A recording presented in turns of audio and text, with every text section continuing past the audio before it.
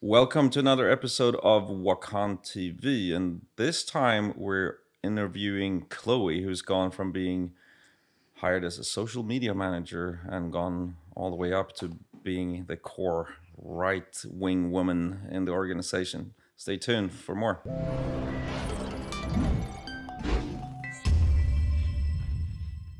So, today we have an exciting episode, something I've been looking forward to, bringing Chloe into the mix. How are you doing, Chloe? Thanks for having me. I'm good. Excited to be here.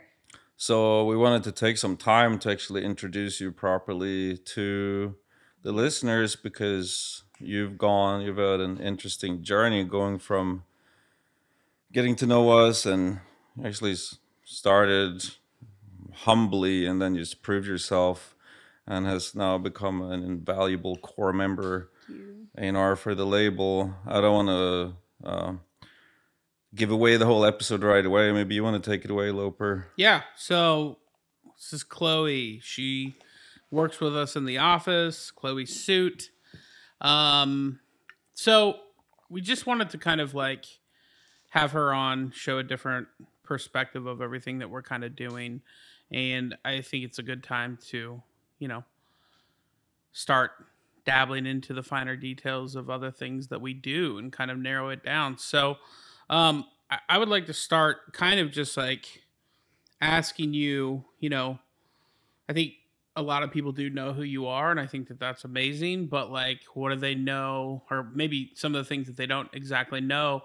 Tell us about how you even started working in music, or maybe you were younger going to shows. Like, tell us how that kind of evolution came to be. So actually, my mom used to do music stuff. So I've grown up in doing music things and always been a part of it. And I actually went to school to be an elementary school teacher. But I ended up switching my field and taking on an internship for PR. And that's where I landed at Steve's Promo, which is in Maryland, which is where I'm from. And I started doing marketing, PR kind of stuff there, worked my way up and started doing more festival things. I worked Moonrise Festival, Lost Lands year one, kind of got my foot in the door, really liked the side of promotion side of things. And then I kind of took it a further step and wanted to get more into the music side of things and really learning about the music aspect, the artist side of things, the management side of things, agent side of things. There's so many departments in our industry that you can get in your foot in the door and learn really.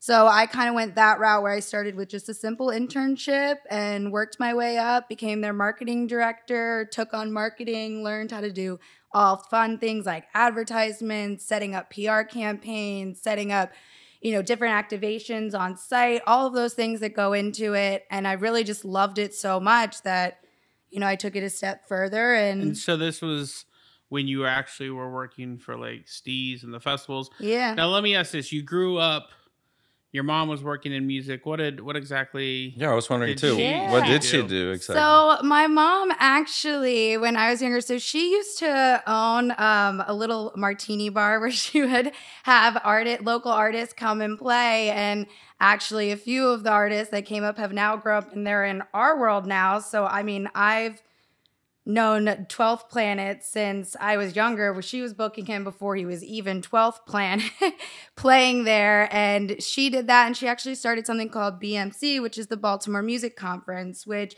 basically was just it's basically just a block party where it would have showcases of local artists, regional artists, food vending, art vending, all that fun stuff. And so that's kind of what she was doing. And on the side, just as like a passion project. And, I ended up helping in some of the events and getting into it. So, I mean, I was at a box office one time when I was 10 years old helping do that. You were this little rugrat kid after school, finishing your homework in a bar, watching your mom facilitate music shit.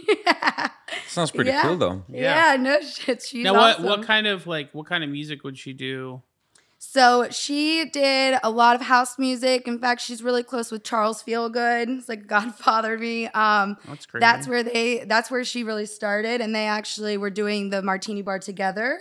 So that's how that all kind of came to be. And then she started doing events, and this event was called Sonar that was the big venue in Baltimore at the time, and she was doing events there and, you know, just one-offs. And that's actually, she's the one who introduced me to Steez, because they had all been promoters around in the local scene together. And that's where I got my internship. Got it. Yeah.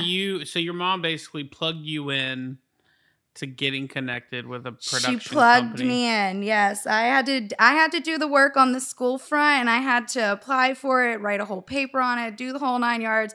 But she's the one who officially, did the introduction for me. So you're in Baltimore. You're a senior in high school. You're hanging out. Then what happens? Do you go to college? Yeah, so I went to UCF, which is University of Central Florida. I was there for about 2.5 years. And then that's kind of where I was. I was going to school to be a teacher originally. Now, why a teacher? I'm an English major. I love English. I love little kids. I like helping people. I like creative things. It just kind of all worked together. And then I kind of realized that being in a school setting 24/7 made me kind of realize that maybe I didn't like kids as much as I thought I did. And how many kids do you have currently? I have 0 kids. Okay. I'm a zero kid lady. But you are a very nurturing person. I can totally see how you would actually be a very good school teacher. Thank you. Yeah, I mean, I feel like if you were a school teacher, you would have gotten fired for shaking these kids into oblivion for acting out. My dad always told me that my biggest thing is, he's like, you don't know how to control the emotions on your face. Yeah. Like, everything I think you can read on my face. I'm a very upfront person. I'm very honest. I don't hide it well. So yeah, if like the littlest thing went wrong, you're probably right. I probably would have lost my shit and would have lost my job. You're having parent-teacher conferences and you're like, hey, listen. Your kid's an asshole. I don't agree though. Claire, you're the sweetest, kindest person ever. I think you're a very good face. That's also why I wanted to get you on here, because it's just like two middle-aged men sitting here being dry and unexcited about things. And I actually think for what the purpose you serve in my life too is getting me more excited and happy. You facilitate so many things. Aww. You're probably the kindest, calmest, most patient person of us all. I try. And it has to be said. I'm not, you know? So you were at UCF.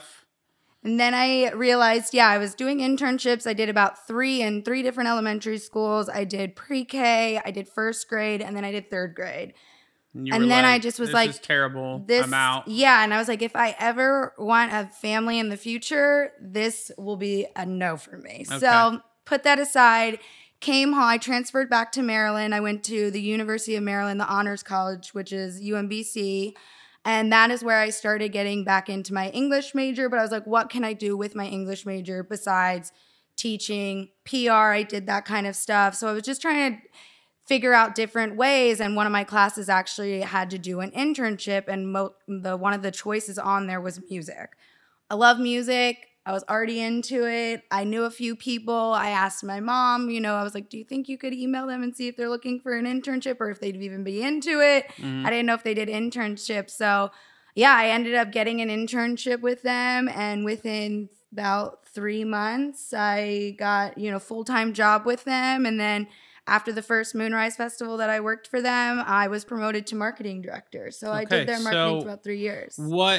Like, while you were doing marketing, that's a super broad term. Yeah. Like, what exactly does that entail in your opinion? So, like, what were you doing the most of? Marketing is a lot of tedious work. It's a lot of things that you have to make sure you're very on top of. So advertisements, going through all the CTRs, going through all, making sure your percentages match up with your turnovers of what click returns you're getting, monitoring all that, monitoring budgets on ad campaigns to make sure, the right budget is getting dumped into the correct ad set and targeting the right fans.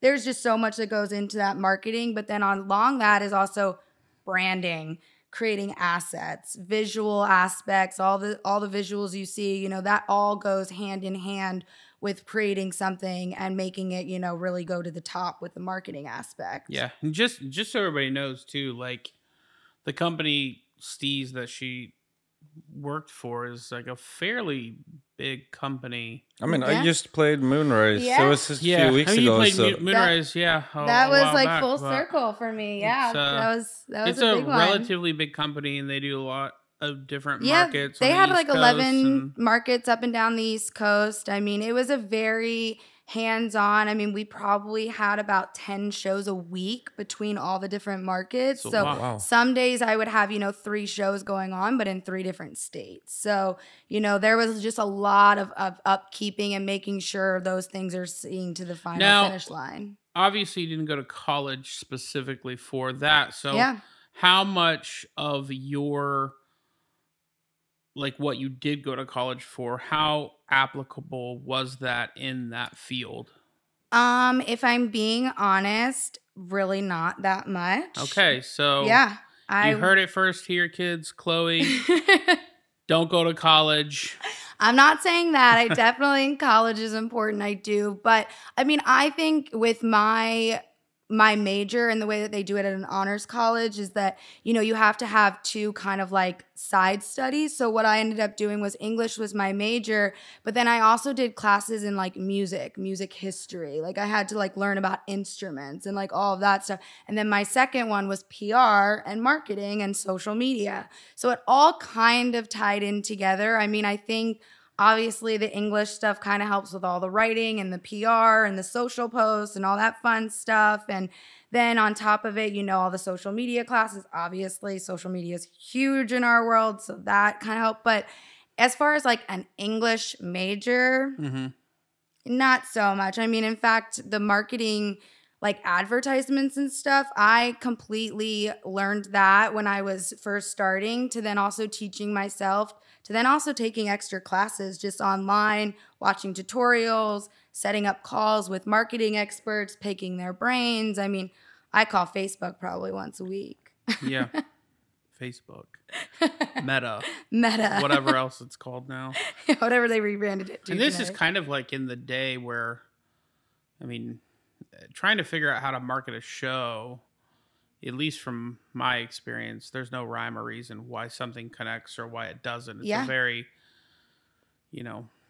try a bunch of things out and hope it takes kind of thing. So it's definitely a trial and error type of thing for sure. I mean, there's marketing tactics that work for certain artists that will not work for another artist, and there's no rhyme reason why. I mean, it really just depends. I mean, and that's, one of the most difficult things I would say probably is this beautiful word algorithm that we deal with and how to really hit that on the head. Because, I mean, I'm sure you see how many artists tweet and post on Instagram that they get no likes, they get no love. I mean, we talk about it all the time.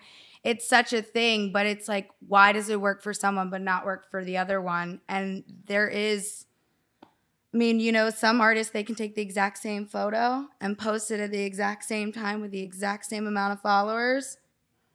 Who's going to win the like battle? No idea. Yeah. That's so crazy in itself. Yeah, no, I mean, it really is. And, we, even, with your social media, like we test it all the times that they say are the best time, all that. We do that. Then we do random one-offs where we try different times and try to see if that kind of works better. I mean, there's just so many trial and error things that we have to do, especially with the algorithm changing and the platforms themselves changing so regularly that every week I get a new update of something that's happening, whether it be Instagram, Facebook, Twitter, all that stuff. And there's all these new things you can do on the platform, but does it work or will it work? It's really only if you try it will you know. Yeah, for sure. Yeah. And I think that would be really hard to be in a position where inconsistencies are so drives me batty. Significant, and what seemingly once you start to gather data that says this is how you should do something, it's automatically changed. Yeah. So no, it happens. Glad I don't do what you do. No, but it must be something you deal with too in your own way, Loper, as a manager. And just he thinking to hear about me complain on the phone. Yeah. how the artists are different and certain things that might work for me doesn't work for this person or vice versa. Yeah. It's pretty frustrating actually. How do you combat that? How are we doing so well? Like, what are you guys actually doing? You're good at it. Well, got some bad news for you. This is where we both get fired. No, but I also wondered, Welcome to the podcast. I mean, there's that, and also the whole schooling question where, and I would agree with that, you know, I feel there are people who go to school without even knowing why they're doing it, Mhm. and it tends to just end up with a bunch of student that's no real knowledge. Yeah. So maybe there's something to say. You know, it's more like being on the front lines, trying things out and getting experience. Yeah. Yeah. And, you know, like when I actually taught school myself here in Oklahoma City, it like, you know, I would often run into kids that like thought that this is what they wanted to do or something in music, and they were going to school to very much appease their parents, where, you know, they end up graduating with a degree and don't do anything related to what they actually were hoping to do, and then anything that actually like was in their field of what they were trying to be. That's And me too. I have a degree in psychology, and I would say that's a good degree. And I applied myself in school and actually enjoyed it. And maybe that's one of those disciplines where you can actually, it's a study of human behavior. So, you know, maybe that's applicable, but at the same time, I don't work with that at all. Yeah. You know, so that's in a way years that I could have maybe worked harder on music and been Yeah. further along in my music career. Yeah, you it's know? it's a tricky and weird thing, but so let's talk about this. So how, I mean, like obviously, like you're working at Steve's, you had done the first Lost Land, Mhm. you were working on Moonrise. Like, how was that? Like, what did you do on a day-to-day level for those festivals? It was just very busy. I mean, you know, email campaigns, marketing, artist spotlights, all the social media, coordinating all the branding, like helping with that kind of stuff, you know, especially on the Moonrise front. That was a big thing. So we really did a lot of, like I said, I mean, it's all ads, branding, content, visual, the daily. I mean, it was back and forth with a lot of, you know, management teams. I'm pretty sure me and you were on a few emails together back in the day. I doubt it. I'm secretly Loper's favorite person. It's okay. But yeah, no, it was just a lot of it is a lot of back and forth, unfortunately, with marketing because, you know, you have to keep, you know, keeping everyone informed on what's going on. Where are you at with your ad budget? Where are you at with these click-through rates? Like, how are they turning over? Are they making sense? Are they, you know, are they converting? During that time, like, was there ever a moment where you saw a cause and effect of like, I did this and then saw the result right there, instant? Like, did that ever happen? I feel like, yeah, definitely. I'm trying to think like right now off the top of my head, like a perfect example of that. But I mean, even today I see that happening. You know what I mean? There definitely are things that we look to do that we want to do better and be better at. And then in return, taking it that, you know, next step further of how can it be different? And, you know, what also pertains to the fans, I think that's a really important thing. Like if, you know, you're marketing an event, it's not just about the event and selling out the event. It's about putting on a great event and the fans having a great experience. And I think that's super important. And unfortunately, I think that kind of gets blindsided sometimes on the like promoter side of things, understandably. But I think that's where, you know, you have to be different. It's like, this isn't just about, you know, you or whoever the show is for. It's about the fans. Yeah. At the end of the day. So do you have like a highlight or a memory of like your best time at Lost Lands or Moonrise, or when like maybe your first like festival experience of when you were working and you were like, man, this is the energy that's gonna juice this thing for years to come. Honestly, I will say it was Moonrise writing the statement for the weekend, the thank you statement. And I was sitting there, and I was actually with Max Freeman. We were sitting there together, and I was just typing it up and saying it. And I was talking about all my experiences and all this stuff. And I was just like, it's not just me feeling this though. Like our fans are. It was just like such a full circle moment because I've been going to concerts, I've been going to festivals for fun, but then to be like someone who's helping provide that, it was just like such a cool feeling to me. I feel like, and really writing that like thank you statement, I think was a big thing. And then my favorite thing probably from Lost Sands year one was the fact that I went out into GA and purchased $300 worth of spicy pie large pizzas, and everyone was like, where's Chloe? And they couldn't find me, and they found me in the RVs eating pizza, happy as a clam by myself. And there's a picture of me on a golf cart with pizza stacks, just holding it ready to go. You do love your pizza. I love pizza. It's funny because that's a shared sentiment with you, Loper, because I remember after our first festival and writing that thank you statement, it was one of those times I saw in you, it's like, oh my God, I can't believe we actually pulled this off. Yeah. And how does, it's an increased measure of self-worth. And again, the word I use a lot, purpose, that we actually are part of something that's healing the world, being part of the solution and not the problem.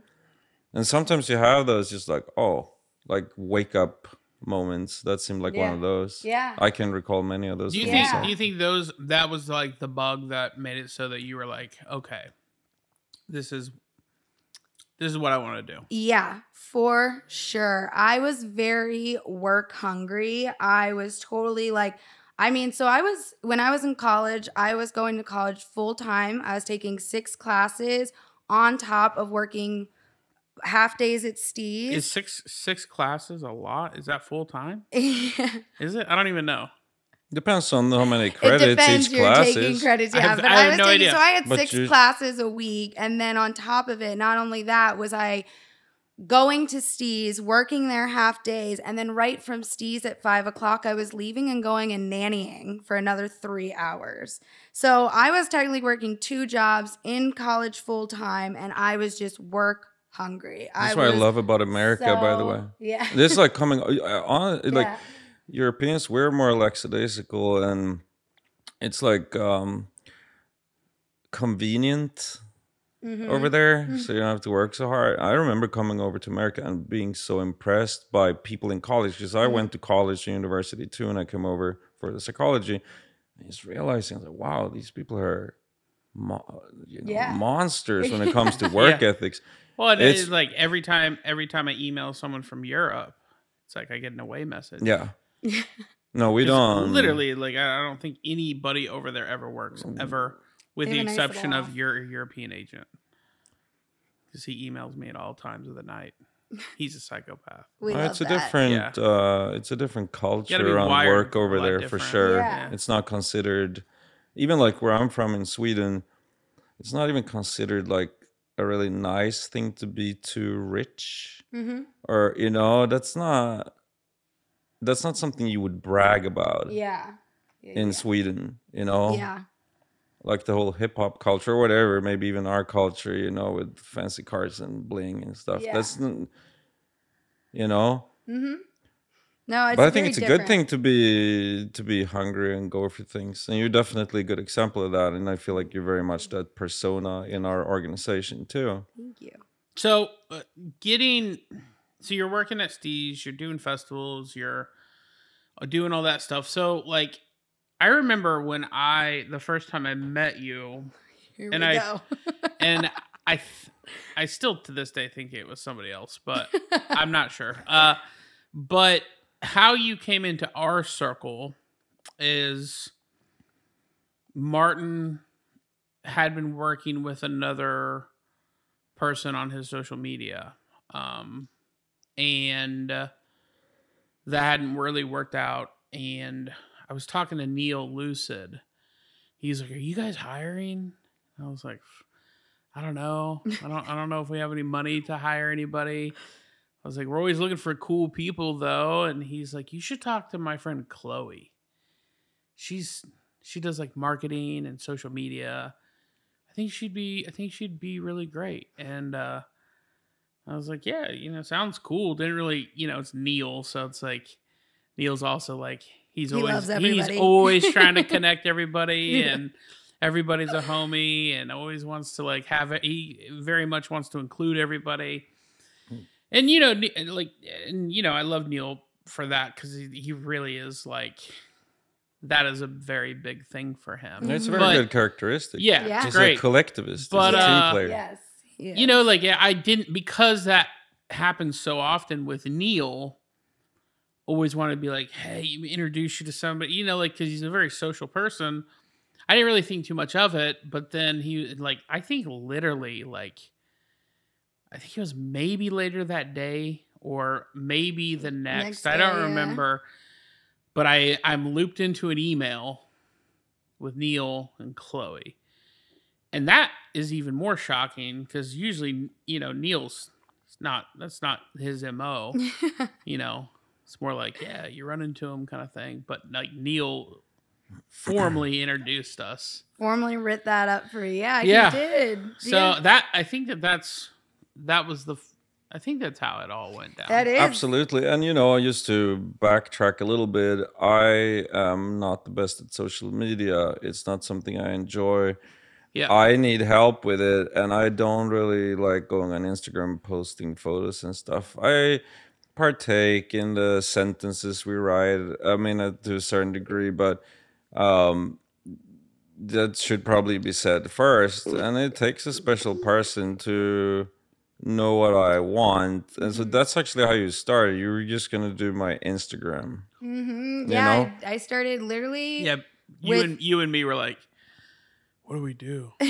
What the fuck's, how does this shit work? What is this thing they got going? Yeah, I mean, I met Neil, and so we were just talking, and I was kind of in this limbo of like, do I want to do this side of the music, the promotional side? I was really like, I don't know if it's for me. It's a lot. I was also just, I just graduated, this stuff. A lot of juggling. Yeah. And I was just like, whew, I mean, praise the people that can do it. I was like, oh my gosh, I'm tired.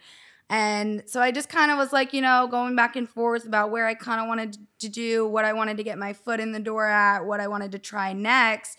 And Neil was like, I'm going to introduce you to WAKAAN. So you get linked up with me through Lucid, Neil, and WAKAAN. And then from there, I think I blacked out. I don't even remember what happened. What did we tell you we wanted you to do? So I was on a 3-month trial for doing... Sounds very official. Sounds very LOPER. Yeah, sounds very Martin. Yeah, very. Did you come up with that? Three month trial. I think it's a good idea, and I think it goes both ways. It's kind of like how lets you get to know both. How like you guys dating. work together. It's like corporate dating. When we started our relationship, LOPER as manager and client, which we were, and we were not even like close friends per se. Yeah, we beat around the bush for a long time, almost a year before we decided to work together. And then we said, let's amicably do 6 months and try this out with no strings attached. If it doesn't work, then we'll just walk our way. And that's the cleanest way to do stuff. Yeah. So I don't mind doing those things, but still to this day, I do that with most of my clients. Yeah, it's a good idea to do that actually. To see, because I think it's safe to say sometimes you really appreciate somebody's art. You really appreciate what they do. But sometimes it's just safe to say you're not compatible. Yeah, personal chemistry. It could be a bunch of in the workplace. In that doesn't mean that there has to be animosity. It doesn't mean that you still can't be friends. Doesn't mean that there still can't be, people that you help out. But as far as this very formal kind of relationship, sometimes it just doesn't click. And I think that that's okay.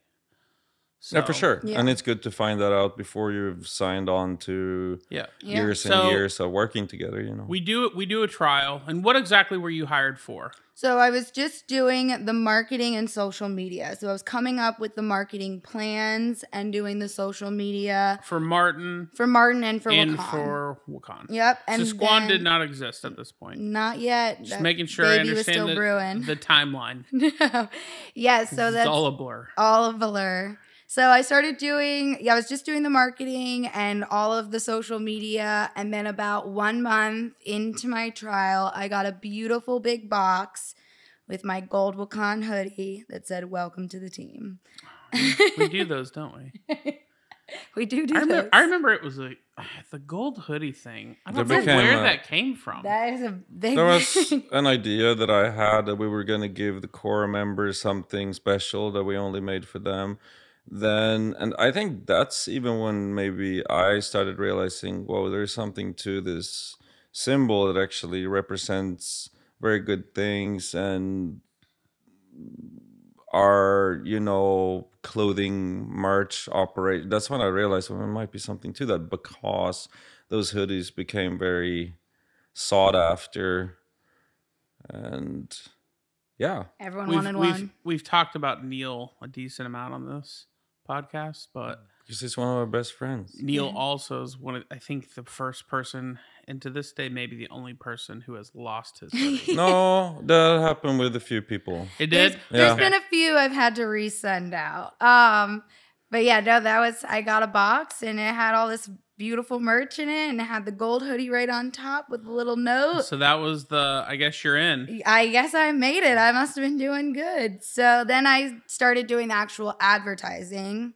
Okay. And started doing all of that stuff. And that's where, I think I brought kind of a new view to it, because before I had come on, I don't think there was that much advertisement going on, your simple Facebook boost and your ad stuff, but there wasn't much marketing going into it. And that's kind of where, I brought Tone Den over, and I was like, that I swear by them for running ads. And, I set us up with an account and started showing you guys like the actual returns of like what ads were doing for us. Yeah, it was like we were wandering in the desert before then, being like, let's click this boost button and see what from it the does. very beginning, I did the ads for WAKAAN with my limited. I mean, on all I knew was to kind of start a Facebook campaign. So I did that.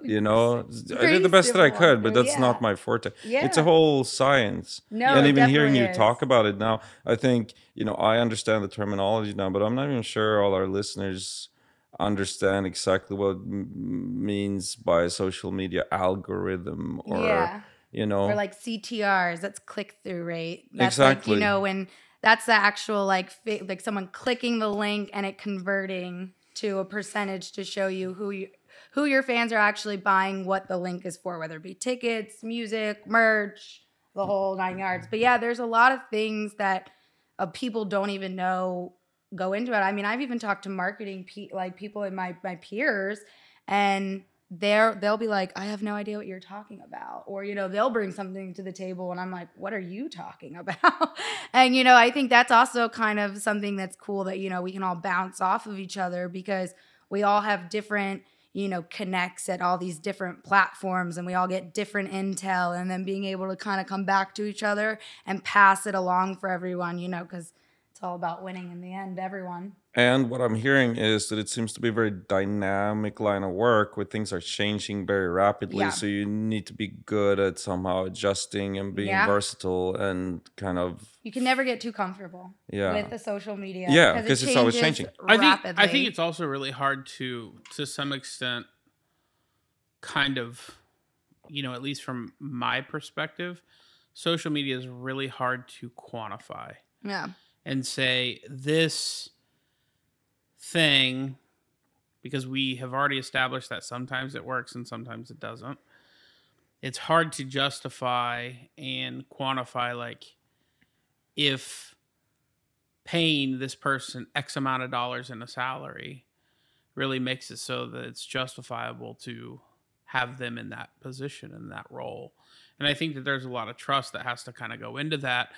And, and I think we've talked about this a little bit before, but like the surefire way to make sure that you have a job in the music industry is by being able to prove your worth. And that is a very hard thing to do when it comes to marketing and social media, because there's even algorithmically, there's a lot of different things. Good point there. It is not might even work even if. Because think about it, like on people that we've let go in the past, we let them go based on, oftentimes kind of like this gut feeling of them not doing the work or the results not necessarily always being there. But then you're sitting here, you try to have it defined in white and black. And in marketing, there's no rhyme or reason why some of those things take place. And it's a really hard thing to kind of gauge, to say this person was able to influence by doing this, and this to yield result. Yeah. And that's a really, really tricky thing as an employer to be able to like quantify. Yeah. And that's where I think, a lot of that, like regardless of like how great somebody is at their job, that's often times where the person kind of comes into play. Yeah, what do they believe in? What do they stand for? What's their DNA? What is their character like? How do they present themselves? Like all those things kind of like frame this picture of who this person is to allow us to understand that because of who they are in their DNA, we know that they're working their ass off regardless of if it went well, whether or it's converting or not. Yeah. When I look for people to work with, and I think you're a perfect example of when we got it super right, is the personality and the morals, like the ethics of a person. Because if you get someone, that's very hard to teach, especially to an adult, and it almost requires that individual themselves to be willing to change and undergo introspection and grow as a person in order to morals to change. But give me a person with good morals and good drive and willpower, and you can teach that person almost anything too. So the knowledge and skills, I'm less worried about. Just what you're saying, because even looking at myself humbly, I would say I fuck up a lot. I'm a clumsy person. But my heart is pure, so I will find my way there. If we find those people, and it's taken a while, but I think we've done a really good job overall. Chloe is a perfect example of it, but also the team I travel with on the road is also those type of people. No one's gonna really judge you for making mistakes or spilling a drink, but they're gonna probably look at you for how you deal with it. Are you gonna be honest about it? Are you gonna own up to it? And are you gonna stand accountable? You are very much the company you keep and how you interface and interact with people when you do make mistakes. Two pieces. And that's the piece of, I think, like the character. It's easy to be piece of shit when nobody's looking. You need to be responsible, which means that you own up to your mistake, and you need to stand accountable, which means that you do something actively to fix it. Yeah. So at this point, you're on the team. You're still living in I'm in Maryland. And then I moved into Virginia. Okay. My grandmother had gotten sick, so I actually had moved to Virginia to live with her and help take care of her a little bit. Okay. But yeah, no, I was living in Virginia, and then that's when I started doing a little bit more with hands-on stuff, and then that's when we kind of started talking about me moving here, me taking on a bigger role, me kind of figuring out, what was my next step at WAKAAN. Yeah. And how long before, I don't remember exactly. I mean, it was probably, a year? It was about a year and a half when we started looking for me to move to Oklahoma. Got it. So I worked remote for about a year and a half. And then, we just were, after talking, the three of us, we were like, me to take on more and to learn more and to step into a bigger role, I really needed to be here. And I wanted to be in office too, because, working remote and not being able to be with your team and really do things like this and be creative and hang out and do all these fun things. I definitely think that's really important and really valuable. So I was in Virginia, and I was unfortunately not in the best of situation. What do you mean by that? I was in a very unhealthy and abusive relationship, and I needed to get out. I needed a way out, and I saw a way out, and my first call was you. Your next call was Martin, and the next call was putting me in a hotel and getting me across country.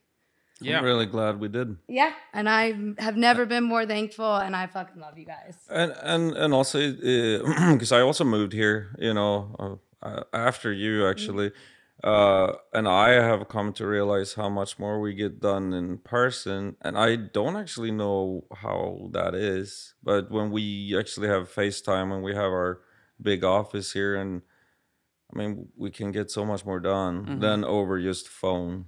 Yeah. Yeah. Well, and I think there's something that's energizing about being with people that have the same like-minded ideas of Oh, yeah, for wanting sure. to excel what that is, Yeah. and I think that's not something that maybe always but everybody has, and it's not always something that like is always there all the time, but like I feel like you're more prone to catch glimpses of that and find those sweet spots of being able to push and work through those things like more frequent when you're in the same geographical location. And more and more frequently, you would hit me up, say, "Dude, we got to meet," and I say, "Oh, maybe we can just do it over the phone." It's like, no, it's too much. Yeah. And you're always correct. And it's Yeah. usually also a lot of visual stuff where you're going through all these merch and Yep. It's man, so you've much been easier crushing to that, by the see. way. Like, big up Yay. to you guys. I mean, I'm very impressed with the Yay. festival and the Good. We're new tour excited. stuff, Yeah, which we're you've taken the excited. lead on, and it's, I mean, Yep. awesome. Yeah. So, yeah, I remember that day vividly. It was a Saturday. I was in the parking lot at Lowe's. I was about to say Home Depot, but that was like orange sign. No, blue and red sign. Lowe's. And I was about to go in. I just pulled in, and you called me. I mean, and you were pretty frantic, crying, not crying, sobbing, and you were just like, "I gotta go. I gotta get out." And I was like, "Okay." I was like, Yeah. "Got it." I was like, "We'll figure it out." And literally within A week. yeah, I was you here. were you were packed cross country and in a place. Yeah. And in office that Monday. Yeah, big up for that. Crazy. Yeah. I mean, it's been a lot better. Yeah. So then you went from, doing the social media for me. I think that's what you were first hired for, Yeah. I could be wrong. And then it became WAKAAN when we saw that, oh, she's really good at this. Yeah. Now though, and I apologize if I'm jumping ahead because you're really the guy with the bullet points, but and I don't mean to jump ahead too much, but it's changed quite a bit. I Yeah. have some questions about that too, but has that been challenging for us? Has that been challenging? Like, how do you feel about? We've kind of tossed you. It's almost like learn trial by fire. You've just Yeah. been having to do a lot of stuff. You've been with me a lot on the road. You've done a lot of outreach to artists lately. Now you're doing A&R. Yeah. Has that felt like a natural journey for you? Has that been challenging? Yeah, I mean, I think any job in this industry is a juggling act. I think you have to wear multiple hats. So, and I very much have that instilled in me in my work ethic. So I was pretty ready for it. And, when I first came here, I was like, okay, what am I going to be doing? Loper showed me the distributing process, and I was working on all the submissions of stuff, and then started kind of taking that on. And then, I really loved that side of things, and I loved being able to, work with artists. So now, we A&R together, we listen to records, and then as soon as we sign it, I mean, I take it straight to distributors, submit it, work it on the back end. I work with all the different like distributing platforms, all the music platforms. Like that's me pitching it on Spotify, Apple, talking to all those reps there. Then, I help with the branding, all the visual stuff, the marketing rollouts, the PR rollouts, all of that good stuff goes into it. We sit down, we all design merch together. We're the ones, putting in the orders for all of that. We handle everything in-house. So, being able to take off A&R hat, put merch hat on, take off merch hat, and put on, marketing hat, and just being able to flip through all these different things. I mean, of course, is a challenge in its own because you're doing so many different things and working with so many different people. But I live for that. I love that. Like I love to work. So as sick as that may sound, I really do. So, and I love what I do. So it also makes it really easy. So it's not hard, I get calls in the middle of the night all the time. Doesn't bother me at all. Pick it up, go on with my day. I mean, that's just a part of the business and that's a part of the job. And, I feel very thankful that you guys and all the artists we work with trust me enough to be part of their project and help, make it see this beautiful dream that they've envisioned. Yeah. But it is, like you say, and I can relate to that a lot. I'm sure you do too, Loper. It is a challenge in itself is spreading yourself too thin. Yeah. And I think we're also pretty good at coming up, or I am in that matrix, like even this podcast ideas, like it's not that we need more stuff to do, really. Yeah. But we're just driven like that. And then having those different hats, I think this podcast will help other areas and it plays together. So it's also important. Yeah. And, in my own, I have to be the scientist nerd up in the studio, EQing stuff, but then also be able to switch right into a stage persona. And, you know what I'm saying? Yeah. Which is me. But, still, I think that's good for a human to do that too. And also definitely. Probably less boring. I was going to say, it also keeps the job fun. I feel like a lot of the times, when you're doing the same thing over and over again, it's numbing. How exciting is that? It's numbing. It's like sitting there with your nerve after a while. It stops hurting. It numbs you at some point. So it's fun to be like, you know what? I'm a little drained on marketing. Let me go look at some merch, Chloe. Let me go look at some new creative stuff and get flow in there. I can bounce around, and that I feel like also keeps me on my toes, keeps me fresh, keeps me aware. Well, I also think, the biggest thing that you haven't said is it makes you informed. Yes. And at the end of the day, in this industry, the more knowledge you can bank on, the more experience that you have, the further you are to likely get ahead. Yeah, I have people hit me up all the time asking advice, and that is the biggest thing I can tell them is get your foot in the door, do an internship, volunteer, be on a street team. Anything that you can do, I think you should try, because like I said, there's so many different departments in this industry and so many different jobs that you can do.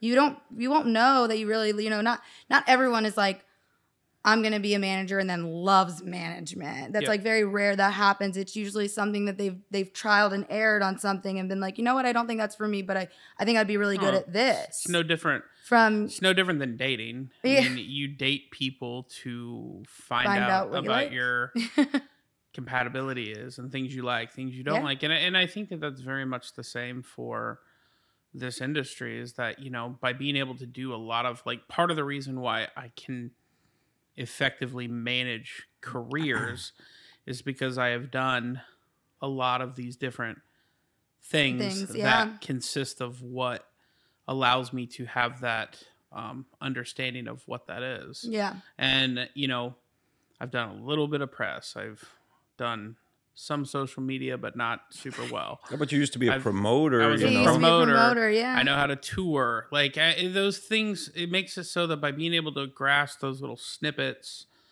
it allows you, a bigger Rolodex of being able to effectively put it all together to create change for your clients. And I think that that's no different for you. You're sitting here talking about all the things that you do, but then multiply that times 3. WAKAAN, Sasquan, the merch element, even my company that you help on with Bree and I. And it's just that's a lot of shit on a day-to-day level. So well, let's talk about that. What exactly, let's run through a normal day of what a normal day for Chloe Suit looks like. Well, come in. It's either me or one of the other girls in the office coffee day. So we bring in our coffee for the crew. Okay. Usually in the mornings, I'm checking in, obviously, with you, Kendall, who's my assistant at WAKAAN, and then email check-in and just staying on top of all of that. And then, it really varies on what we're doing. I mean, I would say like this week, most of my week has been to merch as we're gearing up for, the festival and tour. But, later this afternoon, I actually have an art department call. I mean, then tomorrow I have a record label call. Tomorrow, I mean, there's just so many different things I'm in. So it's kind of hard to give like a full day's scope, but anywhere from me being on email, me listening to demos, me submitting records, me talking with managers, talking with artists, branding aspects, going back and forth with different designers and manufacturers on the merch front, going through all of my advertisements. I mean, like you said, I help with some of the stuff on optimistic clients. So, I send you those breakdowns of your advertisements and I send us our breakdowns. All that good stuff goes to you and the agents and the artists. Obviously running the ads themselves, setting up all those campaigns, looking at budgets, deciding where money makes sense to be spending on advertisements, or if, we should put more money into more visual stuff and do content pieces, all that kind of stuff. And it's really just having my hands in lots of jars and wearing different hats. But, I love it. It keeps me busy all day. So tell me this. To date, what is your favorite thing that you get to do? Ooh, if you had to pick one thing. I would say my favorite thing is actually submitting the record and being able to be like, see it come to life and have the fans see it and being able to see that artist's vision really come to life for them. Like that would probably be my favorite thing. Least favorite thing. Oh, Or most challenging. Most challenging. That's what I wanted to ask too. Yeah, most challenging. I would say it really. I know my most challenging. The most challenging, I would say, is honestly sometimes it can be the people you're having to deal with on the other end of things. That's what I was gonna say. Yeah, having to deal with Chloe. Most challenging thing ever. And what were you saying?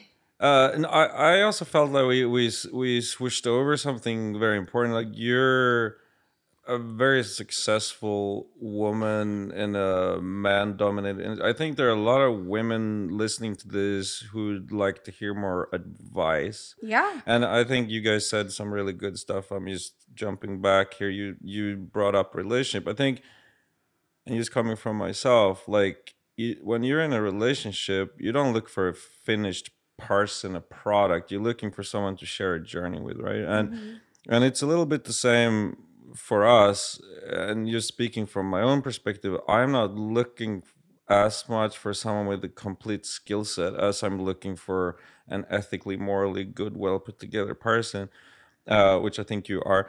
I wanted to say that, but I also wanted to ask you if there was more advice that you had. You said that put yourself out there, try to get an internship. I think confidence and work ethic. I think if you put in the work and you do the work and you care about the work and you're caring about the right things and you're confident in your work ethic, I don't think that you can be stoppable. I'm not a very confident person, but I have very good work ethic. Can that still work? Yeah.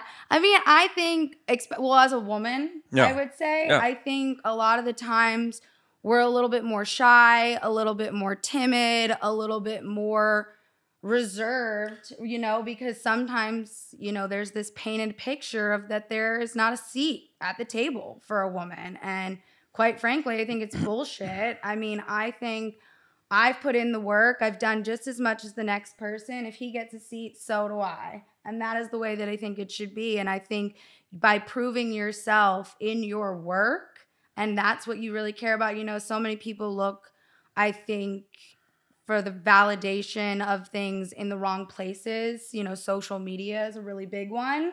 And I think, by getting my biggest validation is by getting the respect from the people I work with. Because I know that I'm doing a good job and I'm doing a good service for them and that they're happy and that they feel taken care of and that they trust me enough, like I said, to work on their project. And that, for me, I think has really installed a big confidence in me. I mean, I think I was I would say timid, I think a little bit more before. I think I was a little bit more reserved, didn't really speak up too much on ideas. I think I held back a little bit more, but having a team also. I think that also kind of comes from being in a an abusive relationship, where finding your footing and knowing that, you know, you're now in a place of comfort Yeah. where Yeah, you're mutual not going to respect be, and, And you know, mutual and respect. yeah. Like I think that's like also a very big thing. You know, I think a lot of people who don't know me that well and they just, you know, it's a very work centered relationship, or just from what they see on the outside, I come off like a very hard ass, very harsh person sometimes. And that's really not my intent, and that's not how I am. I mean, like you were saying earlier, I am one of the most nicest people, I feel like. Yes, you but are. I I'm think not I think at all. because once you've been treated like shit and talked to like shit, you realize you'll never deal with shit Now, again. being direct and being able to verbalize your own intent and your bottom lines is very Yeah. important. I've had to learn that too, because I'm a pretty much a pushover, shy, introverted person, Yeah. and I've had to step it up. But that's why thought it was interesting what you said about confidence, because I don't think that's necessarily something that just like, oh, I'm just gonna choose to be confident. That's something No, that it's something needs you to gotta actually be work built. for. Yeah. Yep. No, but I think with being if you do a good job at your work and you know that you care about what you're doing and you're doing what you're supposed to be doing for work, how can you not feel confident in your work? Good point. And Very, that, I very think good. that's more what I was meant in being like confident, because you know, there's been plenty of times where, I mean, ask Loper, how many times do I come over to your office and I'm like, hey, and you're like, Chloe, you're fucking overthinking it. Yeah. Just So- do it. You know, you got to have that confidence to know what to do. But to be fair, I don't mind the fact that somebody overthinks it, because it means that they care. Yeah.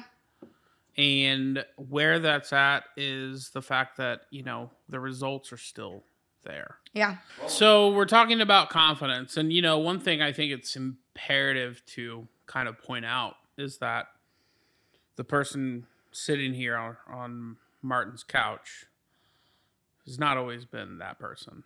It's been Definitely a journey. not. It's Yeah. a work in progress. Yeah. You know, like when you first, you know, and I'll be super real, when you first moved to Oklahoma City, I don't think for about a month there was not a day where we probably spent at least 30 minutes, 45 minutes crying. Yeah. It was a rough one for Yeah. sure. I think being able to find love within myself again, but also having the support system of, you know, I do work with two men, but I think having your support and your empowerment and your love and having all of that around me really helped me be like, I can do this. Like, Yeah. I'm going to be okay and I'm going to get through this. And I think, you know, having, you know, you guys kind of being my backbone there for a little bit, helping raise me up and let me know that it's going to be okay and I'm going to be okay, I think really spoke to me, you know, knowing that I had your blessing. I had you guys' back, and that was really important to me. And then, you know, I also think finding a life here in Oklahoma, I think that was really important to me. I moved to a whole new city. I was 24 hours away from where I grew up from. I didn't know anyone here except for who was in the office. I mean, walking in blind, basically. And I think, you know, I really was like, I don't want to be unhappy like Yeah. I was back on the East Coast. I just don't want to do that. Now, And when you first got here into the office, first day, are you just like, oh my God, what have I done? I don't think that it was like that. I remember it was kind of a blur the first week, as we just said, but I think it was nice because I had my team. I had, you know, my support system. I didn't feel so alone. And like, even though I had you guys when I was on the East Coast, it was not the same as being there and in the same place and being in the same work office, you know. And I think that also gave me a lot of confidence to know what I was learning and seeing it turn over, working, you being able to teach me and help show me things, Martin showing me things, and me be able to really grasp it and understand it and be able to bring my side of it to it as well. I feel like we've created, you know, this one big puzzle piece put together, but of all of us from a different background. Well, it's interesting because like it's something that like when you first moved here, and I told this to Martin, but like my reasoning of wanting to invest in you was actually pretty selfish because know. we needed help. I know. And we were just like, we're like getting buried. And, you know, like, I think though that like as time like progressed, like it became more abundantly clear that this was somebody that was going to show up.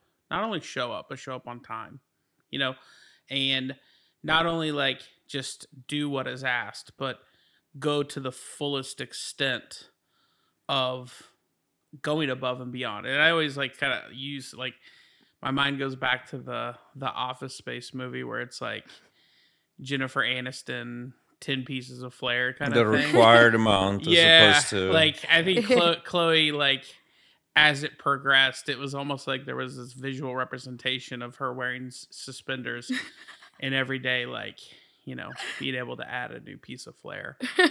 And like by the time she comes in, she's like having to crawl in because there's so much flair on the suspenders. willingly, and I think it takes Yeah. a certain person. It's also just something I thought of when you said, you know, we needed to ask for help, and that's kind of hard.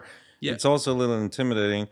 If I speak for myself, I started all this just by a desk myself with some thoughts, and then having to just like delegate and sort of trust other people to do so. There's a dual things. There's Yeah. also a nervousness from my side, at least. You're not a very nervous person, Looper, but I am. So pretty stoic. so I think about those kind of things a lot. So it's about finding the right person. Yeah. Yeah. And how do you vet that? And I think you need to just see it. That's where I go talk as sheep. You need to just look at the actions. Well, we always wanted like with, you know, the management company and roster, then obviously the record label, then obviously not wanting to see a dip in Liquid Stranger business. There's only so much time in a day.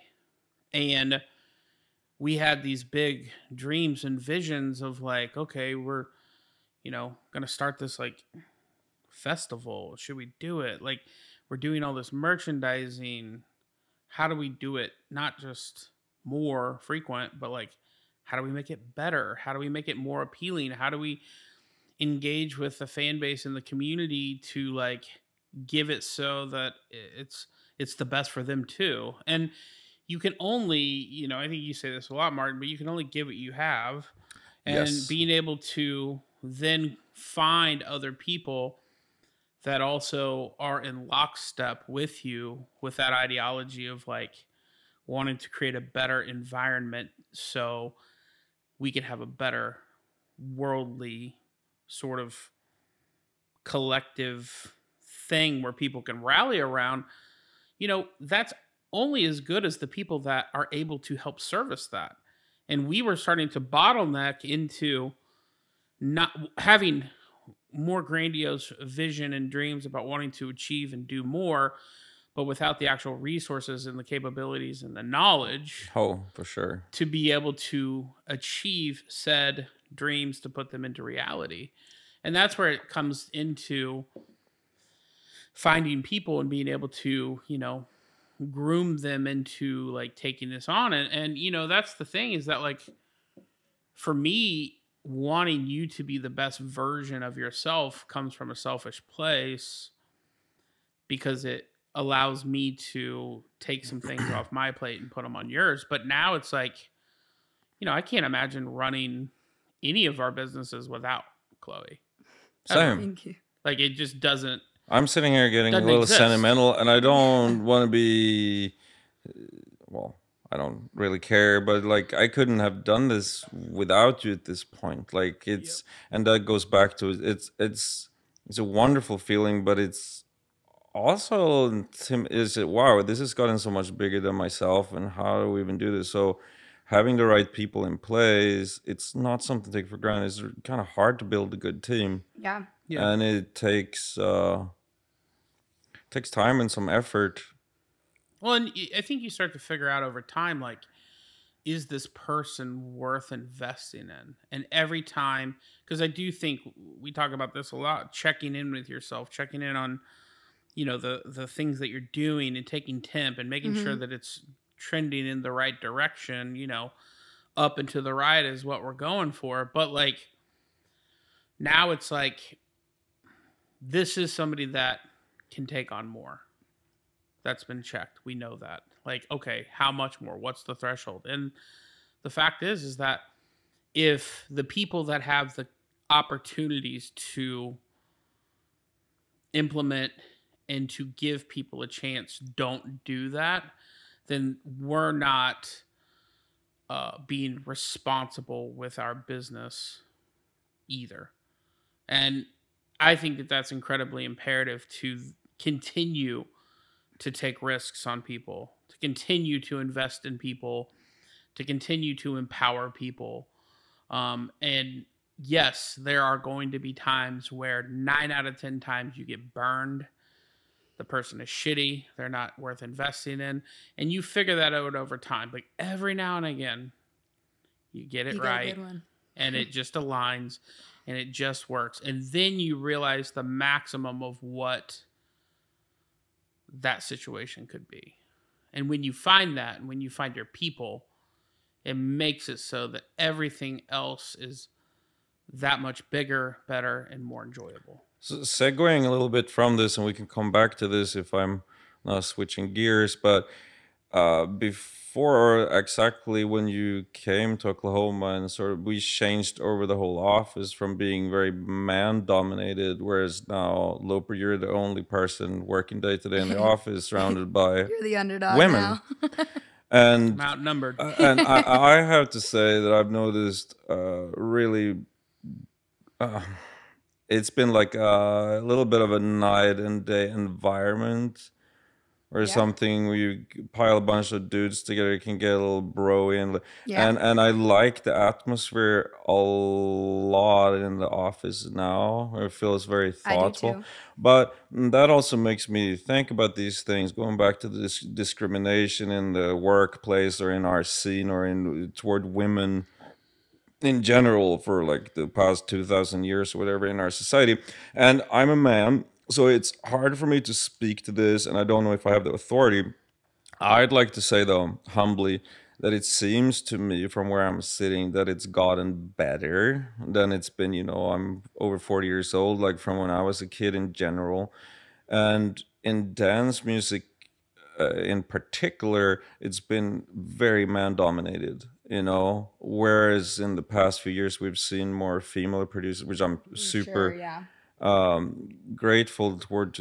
I mean, it makes total sense, But I guess my question to you is that have you experienced discrimination as a woman in this industry, and also are you feeling that there is a change happening, and are there things that we can do to promote even more positive change? Yeah. What can be said to us men too? I'm curious. Definitely deal with some, comments. It's very, my favorite one is, I'll give a response and they'll be like, well, what does Loper have to say? Or what's Loper think? And Loper will respond and be like, Chloe just told you. What? I mean, my answer is as good as his answer is as good as mine. And I think, we've, you guys have empowered me to have that ability to, do that. But I think, there's a lot of times where I think, and sometimes I don't even know if men realize they're doing it or come off that way. But sometimes a lot of the way they respond to me on email a lot of the times can be very demeaning, like almost patronizing. Like they're talking down to me as if they know what's better for, our fan base versus me, but yet they're releasing with our label. You would think the person that's been on with the label for now 5 years and works and deals with our fans on a daily basis would know the fan base a little bit better. Well, as a man, it's also, that's one of my worst fears personally, to be totally tone deaf. Yeah. And thinking that, I'm great, but it turns out like, whoa. And I think I've had a couple of humbling experiences in my life, just like, whoa. So I don't, because I know a lot of really good men. I don't think we intentionally even. I don't think a lot. No, I don't. I don't think that at all. I mean, I think there are some men in the industry who go above and beyond to make a difference and to make people feel or women empowered and feel important and give them these platforms and really, give them the opportunity to be in this industry. And then I do think there are, unfortunately still that, small, I would say percentage, because I definitely do think it has gotten better. I mean, when I first started in the industry, I maybe had like 5 girls on my hand that I could like look up to, like who I was very like, oh, I admire them. They're hardworking. There wasn't that many for, me, but now I look at it and I'm like, there's probably 90% of the time always a woman on the email thread now. Every team has a woman now. There's more women producers. It definitely, I would say, has gotten better. There's been more opportunities. I think, women also being united, and I think really having a real united front, not this like, oh, we support each other, but then behind closed doors, it's really not like that. I was going to ask about that. How is it, it's a little bit out of my place maybe, but I'm still curious. Like, how is it woman to woman? And are you guys starting to collaborate? I definitely think it's getting better. I think you see this very big, I think at the end of the day, we all want the same thing. And that is obviously for this music community that we all are a part of to succeed and everyone have a great, beautiful time. And, I think that's really important. And I do think that we, at the end of the day, we all have that. But I think, sometimes, unfortunately, I think that does get blinded by, certain aspects like social media and sometimes, the popularity stuff and all those things that kind of go into, social media platforms. And obviously that's that's what we use. That's how we all communicate. It's like the only thing now. So, I think having this united front, while it's all great to have that on social media and that's super imperative, it's also really important to have it behind closed doors. I think, there's been plenty of instances where, I see people best buddies on social media and then I'm standing backstage at a show and I'm hearing them talk about each other and I'm like, what is wrong with you guys? Like, we need to be a united front. Like, it kind of goes back to if I'm making, this Mean Girls, when she was doing the talk, she's like, it's only okay if guys do that. Like, the girls have to have each other's backs. Like, if we don't have each other's back, of course men are going to keep treating us the way they do. If they see our own, female colleagues doing it to each other, what makes you think that they're going to be like, oh, I shouldn't do that? I think women as much need to almost teach, as sad as that sounds, but I think, we really need to be united and a united front. And I think being unified and all having the same message of, women deserve to be here just as much as men. I mean, I think everyone deserves to be here. I don't think there should be any type of diversity of like, oh, you can't have this because you're this, or you can't have that because you're that. It's just, I think that is so ridiculous. If you work hard, you deserve to be here. You put in the work, you care, you deserve a seat at the table just as much as the next person, penis or not. And yes, and that should be obviously universal, but particularly within the raves. And the reason I got into the raves and personally in '89 was because it was such an inclusive culture. It didn't matter your race or gender or sexuality, whatever you could imagine. You had a place there. And then the scene itself has changed a lot and become way more popular now. The photo models and the good-looking rich people come in, and that's a great thing. It's good for all of us, but in that, I think it's important that we really protect those values. It's a safe zone. Our parties, it's supposed to be for everyone. Safe. Everyone. So then, within the industry, we need to do the same thing, obviously. And I think that's a big thing. And do you think that there's division amongst like women based on like different like genres, or is it like is your experience with that? Does that have to do with like maybe like different pockets of musical genres? Like you work in bass music, which there are not as many women in. But a lot of house techno. There's a lot more. Yeah, for sure. I think like who do you like butt heads with people outside of the genre, inside of the genre? Like, are you like?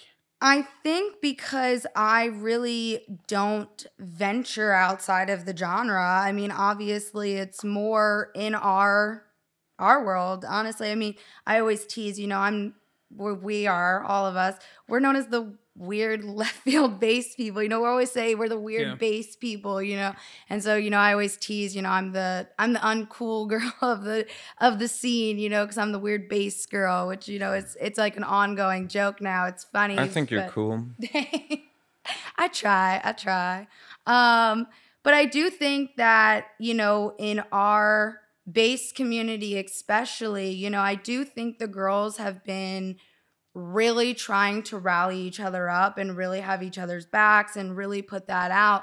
And like I said, I think that's great to have out in the public, but I think holding to it when closed doors are closed is also just as important, because like you said, it's easy to be an asshole when no one's around. Yeah. But that speaks volumes on your character. Yeah. And I think that also says something, you know. I think character is defined by what you do when people aren't watching. Yeah, no, I agree. And I think that's the hard part, because it's like, for guys, it's like, if I don't fuck with somebody, I just avoid them. Like, there's no interaction. There's no interface. Like, impress me enough. I will say that straight to their face. If I do, it's more of like, oh yeah, you're a fucking asshole. I don't fuck with you, and then that's it. Yeah, and it's like very like.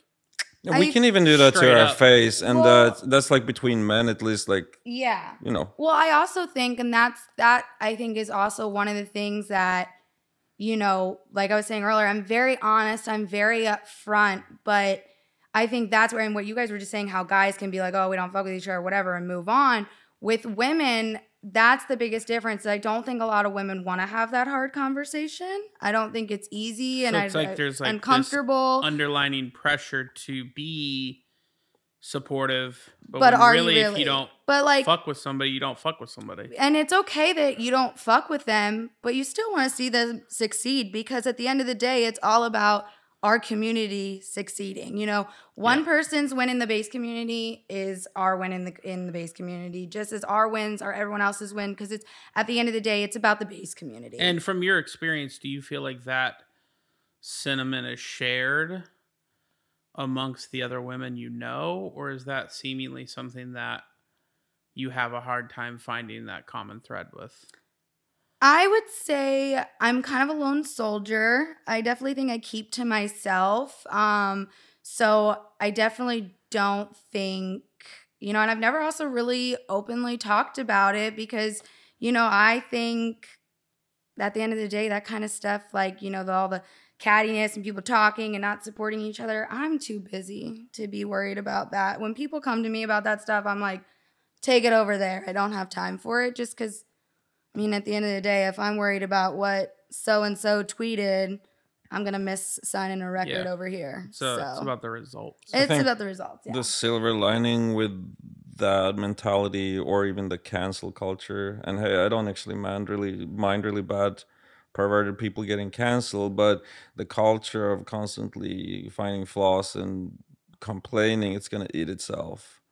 Because meanwhile, there are people who are out there positive and doing shit and making moves. Yeah. And those are the ones that are going to prevail in the end. Yeah.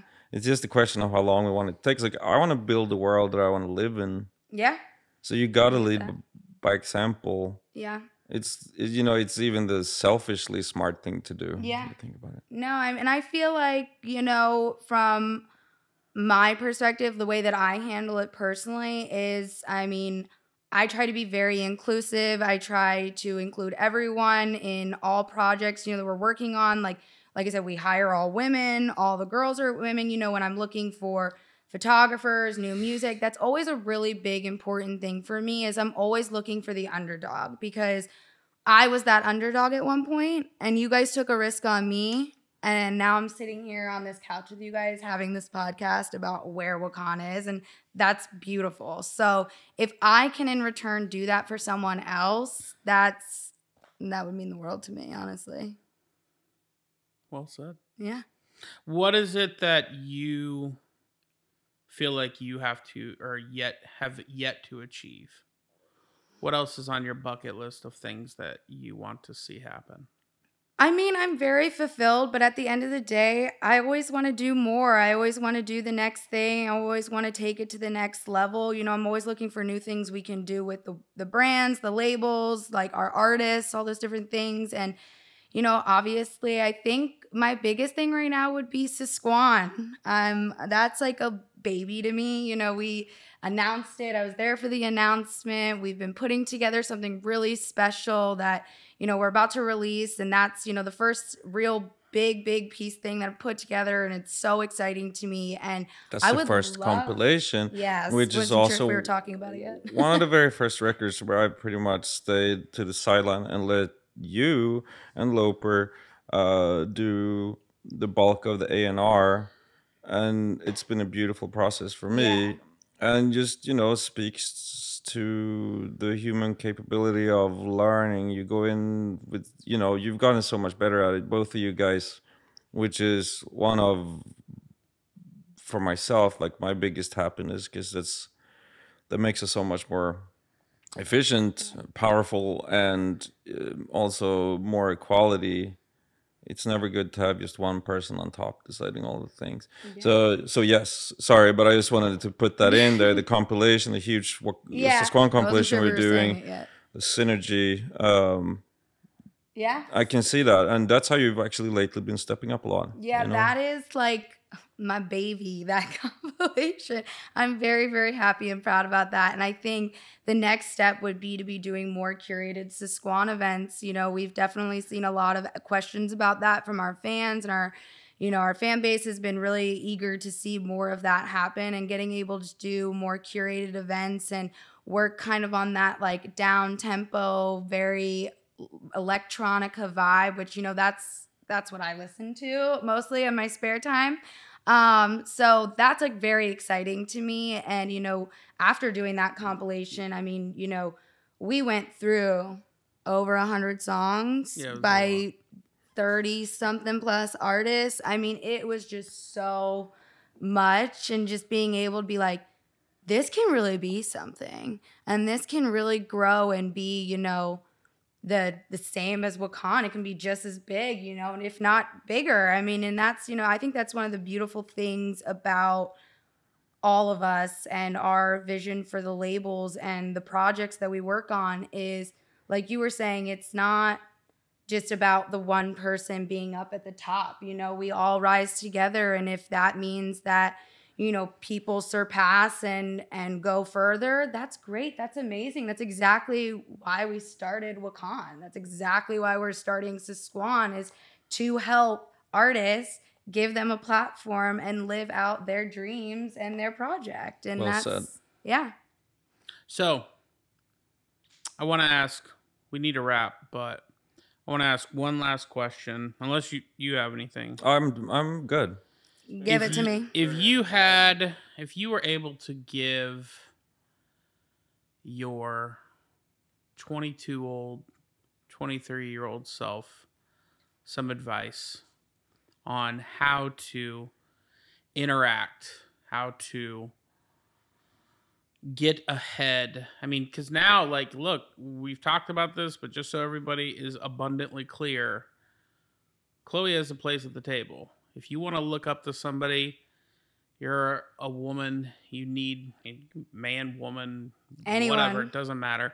If you want somebody to inspire you and, you know, be a model of like being able to achieve, you look at her, because she's great. That all said, if you could give some advice starting out in the music industry to your 22, 23-year-old self over what you've learned over the last, Yeah. 8 to 10 years. I would definitely be a good person, be nice. The way that you treat people and talk to people always comes full circle. That's a very big thing for me. I think you need to be, I wish I was a little bit more, not as timid. I think, you know, I had ideas, but I really wouldn't present them. I didn't know if they were like that good, that smart, whatever the case was. I think I think you only miss the shots you don't take. I think you have to go in guns blazing, trial and error, try out everything, work for different companies, work for different departments, work all these different things. I think the more experience you can get, the better you will be, because as you get higher and higher and higher in the industry with all these, jobs, you will be doing multiple things. You'll be wearing multiple hats. So the more you prep yourself for that day to come in your career, the better you'll be. I think getting experience, like I said, getting all of your foot in the door, being a good person. I'm really trying to think if there's anything else. I also think that you shouldn't be, I think people get really blindsided by the glitz and glamour of this industry. Yeah, while it's all cool to be quote unquote backstage, just so you know, we're all sitting there on a couch in dead silence while this one's on his laptop. It's not that cool. I think people very much get blindsided also by the drug culture in our industry. And I think a lot of people, unfortunately, go the party route versus the work route. And in this industry, you can do both. And I think keeping a clear head and staying true to yourself, being a good person, you will be okay. You will be fine, and you will prove your worth, and you will make a difference in this industry. There we go. That's awesome. Chloe Suit. Thanks for having me, guys. Thank you so much, guys, for tuning in. Another episode of WAKAAN TV in the pocket. See you next time. Love you guys.